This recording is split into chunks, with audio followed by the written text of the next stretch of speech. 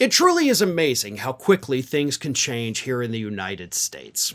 You know, in the days following the election, after it was obvious that Trump won, which we knew on Wednesday morning, that Wednesday, November 6th, stock market opened up to huge gains that actually made people like Elon Musk tens of billions of dollars in one day.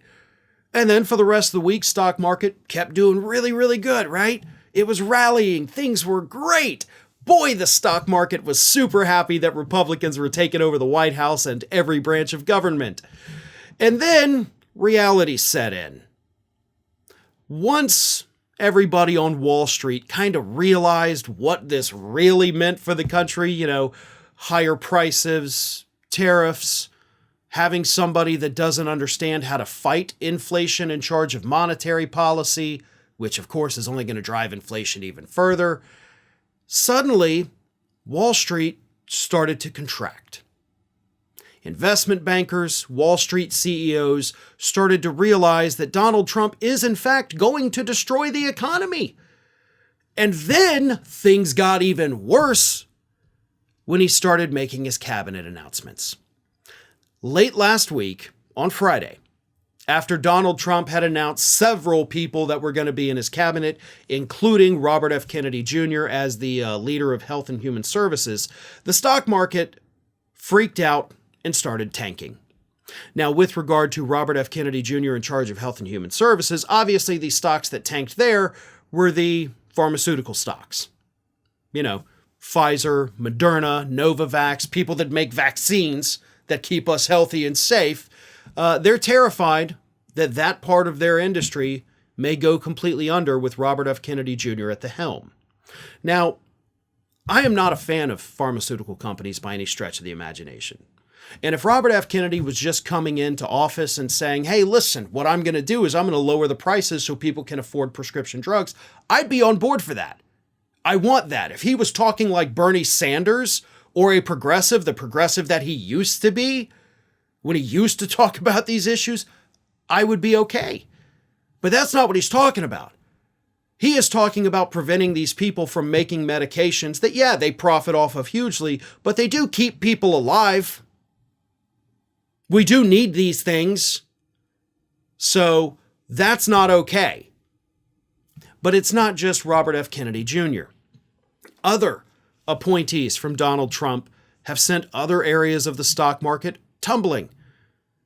But not the defense industry. No. The defense industry is living it up because they know that Donald Trump is not actually the peace candidate. He is the let's sell weapons to all of our enemies candidate. And now he's the let's sell weapons to all of our enemies president-elect.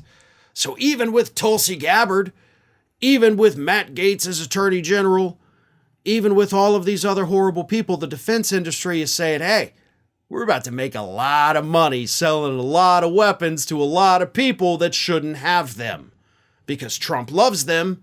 And so now we've expanded new markets. Fossil fuel industry is going to be doing great with Chris Wright at the helm of the Department of Energy. But the rest of the stock market, anything related to, food, anything related to consumer products, those also tanked last week.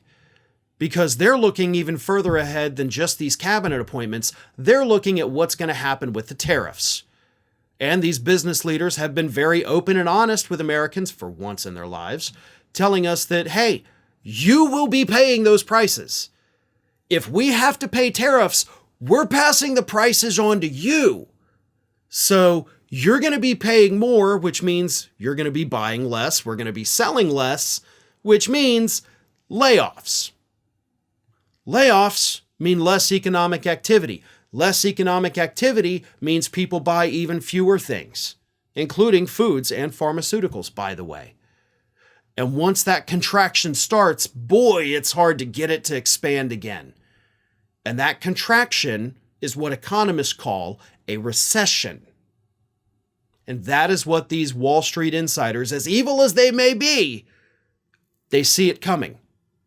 It is now on the horizon, and the stock market is reacting accordingly. Thanks for watching, everybody, and if you're not already, please subscribe to the channel. We got fresh content every day for you.